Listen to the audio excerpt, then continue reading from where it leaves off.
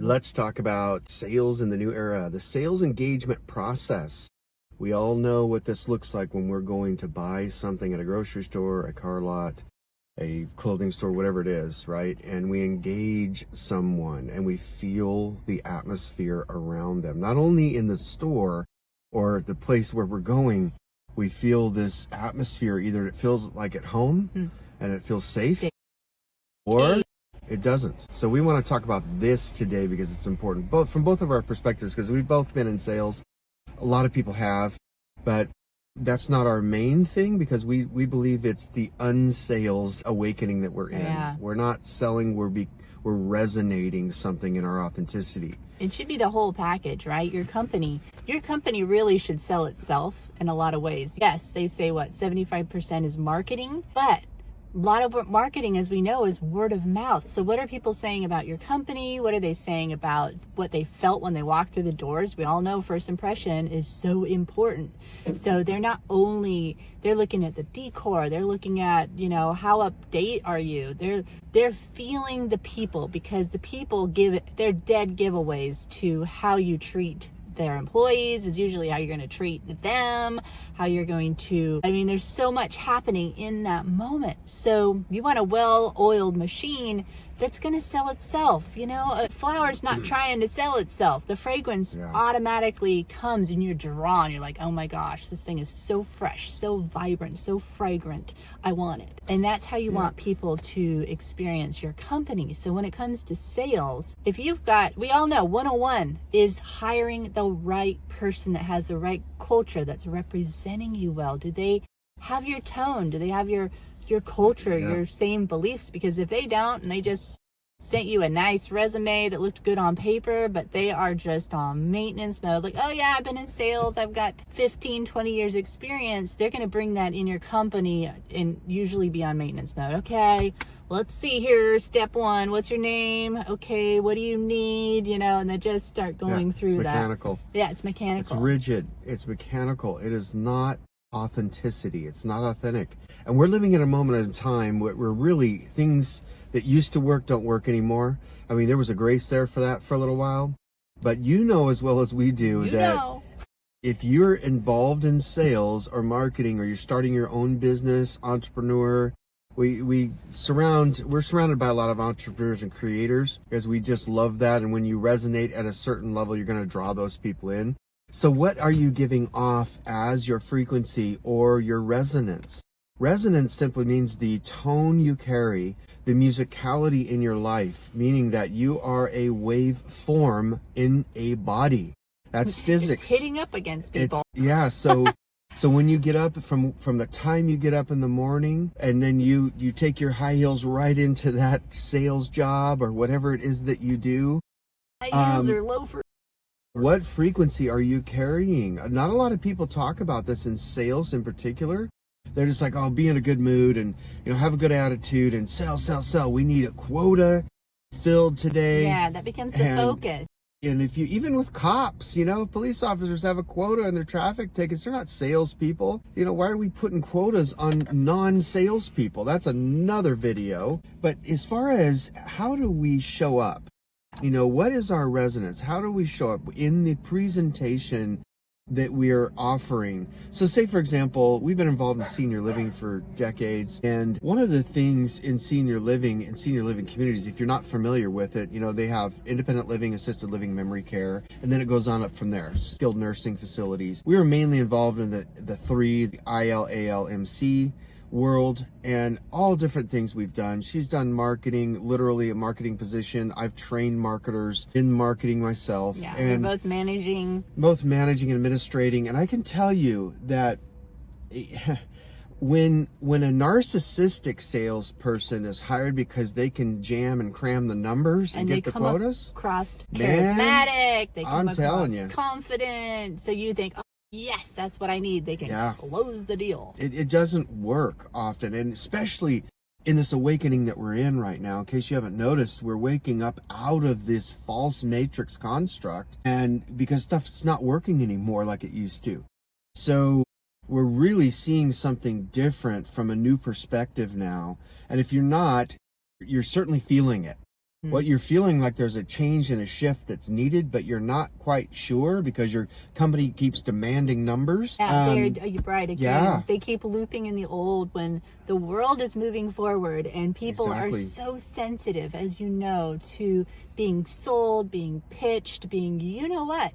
And what is the number one need, especially for women, but humanity as a whole, is safety. Safety and value. Do you really see me? Do you really witness me? Do you really value me as a human being? Exactly. If you do, then I want to contribute, or I want to, be a part of what you're doing here. But if you're just trying to pitch me something for selfish agenda reasons for your quota, I'm out. So I think, again, back to hiring is so key. Hire somebody that has the gift of hospitality.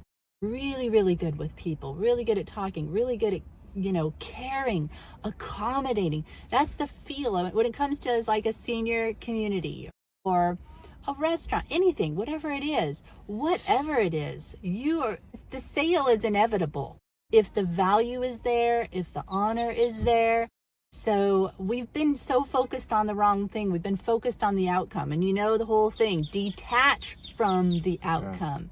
And things will usually work out for you. Yeah, and if you're a CEO or a company owner, you're driven by matrices, KPIs, and all of the numbers. You're just driven by that. You might want to consider and reconsider what era we're actually living in right now, because the new generations, younger Gen Z and all them coming up, they're not going to have this drivenness of pounding out quotas.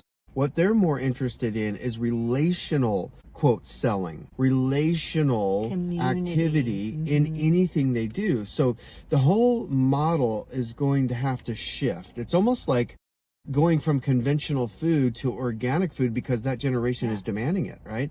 So we're making this shift. It's a slow turn with a big berth of a big ship. It's going like this and it's slowly turning. But nonetheless, and keep this in mind, it is happening. And so I know that CEOs and owners are talking about this in the ones that are conscious and a little bit awake. But we're here to kind of sound the alarm saying, look, if you want sales in your company, this is it. You do resonance recruiting, which is another video that we'll really focus in on and look at. But not only that, we've got to take the pressure off and let authenticity sell the very thing that we're trying to present to the world. And so say if your company say you have a clothing store and you have this unique kind of design that you've created, and you feel like it meets a need, right? It solves a problem in its particular clothing line. Yeah. And so you bring it out to the public, and then you're like, okay, I've got to hire an on fire, get it done, salesperson that's going to just bang out the numbers. No, don't do it that way, please. Oh, when you go into the process, you're like, your product is amazing, right? It's already going to sell itself. What you need is somebody that's going to be relational and authentic and that loves your product. Pulls you in, not versus forces repels. you in. Yeah. Again, we're coming into an era where people are learning about quantum physics. They're learning about physics. They're tuned into physics because our bodies are upgrading. The earth is upgrading. So we've got to upgrade with it. When it comes to business, repelling, what we all know, when you lean forward and you're pushing and you're trying to be over the top, charismatic, all this kind of stuff, people are like, agenda alert, I'll back away. Okay, they want something from me. Where when you stand there calm and you're holding the energy and you're welcoming people in like, yeah, you might want to check this out. You want this. Like, I got the stuff you want right here, and you're holding an energy field that are like, oh, it's the fear of missing out. FOMO. They're like, they're not trying to sell me something here. What is this they're doing? Creates that curiosity, that mystery in a way. It really does. And so again, your product should sell itself. And yes, you get yourself out there. But again, we're not doing the old school way of pressure sales, and calling 1,000 people and all this craziness, It doesn't. People are getting so burned out, and you want turnover to stop. Turnover costs billions every year across this nation, and you want that to stop because it's costly, right? Then first thing we want to do is value people. And if you don't value people and love them, don't be in the people business. Do something else, right? Yeah. It's just save yourself. Save yourself and this planet just by doing something else that doesn't involve people so much. But when When you are in the people business, then it starts with valuing and honoring yourself, because you're not going to love somebody else and honor and value them if you don't love yourself. First of all, start there and then say, wait a minute, where are we at in this generation? Where are we at in this frequency? Yeah. Where are we at in this awakening? First of all, you got to be aware that self-aware enough that we are in an awakening right now. People are waking up out of everything false. They don't want the false AI so much anymore. AI serves us really well in certain areas, but people want the genuine, authentic person. And it reminds me of Gary Vaynerchuk, years ago when he was starting out in the wine business. And he used to put together these videos that were not professional at all. He had junk in the background, stuff all over the place. He was being Gary. And he sold more wine on those videos by being real, saying, oh man, this one sucks. It tastes like sweat socks. And he was being real. It's what you would say in your living room with friends. Yeah. It's something you would say, right? So he sold tons of it just by being authentic and real to himself. And guess what? The guy is doing very well now, if you know who he is, Gary Vaynerchuk. So it's not only being authentic, but we want to pay attention to the subconscious programming that's going on underneath. It's like what's below the surface of the water, right? And we'll share a whole lot on that as we go into another message about this. But we just wanted to highlight and touch on how are we showing up in the sales process. Who are we and how are we showing up? And then how are we hiring for those people? When I go to hire, when I was an executive for decades in the whole sales world and in the operations part of it, when I would hire a salesperson, first thing I would do is sit down and say, look, thank you for bringing your resume in, but we're going to put that to the side. Talk to me. Just talk to me. Because what I'm doing, what I'm listening, it's almost like the sales process in the interview process. I'm like, tell me more.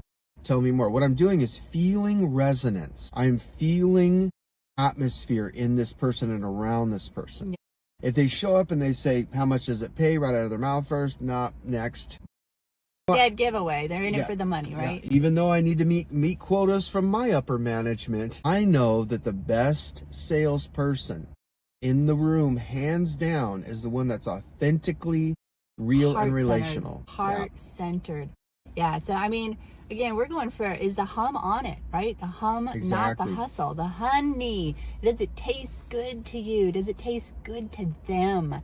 Because the bees come, right, for the sweetness. They're coming for the nectar. Oh, they are drawn to that. So how sweet is your company? How sweet is your deal?